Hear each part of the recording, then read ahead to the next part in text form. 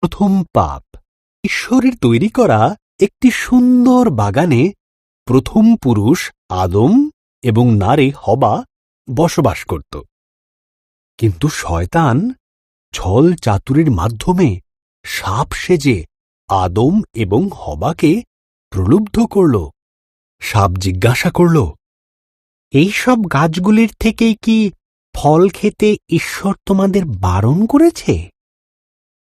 হবা উত্তর দিল, শুধু মাঝখানের গাছটির ফল খেতে বারণ করেছে, যদি খাই তাহলে মারা যাব। সাপ বলল, তুমি মারা যাবে না। ঈশ্বরের ওই গাছ থেকে ফল খেতে না দেওয়ার পেছনে বিশেষ কারণ আছে। যদি তুমি খাও তবে তাঁর মতন হয়ে যাবে। তিনি যা জানেন তা তুমিও সব জানতে পারবে। হবা ফলটি খেল। সে তার সঙ্গে আদমকে কিছুটা ফল খেতে দিল। আদমও ফলটি খেল এবং খাবার পরেই তারা এমন কিছু জানতে পারল যা তাদের জানা ছিল না। একটি বিষয় তারা জানতে পারল যে তারা উলঙ্গ ছিল। তারা পাতার বস্ত্র তৈরি করে নিজেদের লজ্জা ঢাকল। তারা আগে কোনোদিন ভয় বা লজ্জা পায়নি।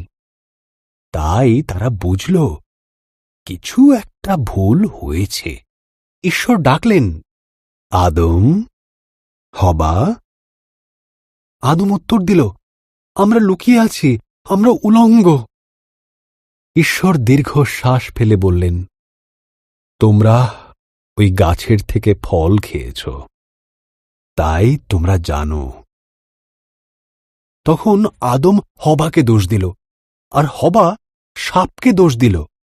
ঈশ্বর বললেন, সাপ, তুমি বুকে ভর দিয়ে চলবে। এক নারীর পুত্র সন্তান তোমাকে পরাজিত করবে। হবা, তুমি কষ্টের সাথে সন্তানের জন্ম দেবে। আদম, তোমাকে খাবার সংগ্রহের জন্য অনেক কষ্ট করতে হবে। এরপর ঈশ্বর আদম এবং হবার জন্য পোশাক তৈরি করে তাদের পরালেন আর বাগান থেকে বের করে দিলেন। ঈশ্বর এক স্বর্গদূতকে জ্বলন্ত তলোয়ার হাতে দিয়ে সেখানে রাখলেন, যাতে তারা আর ফিরে আসতে না পারে।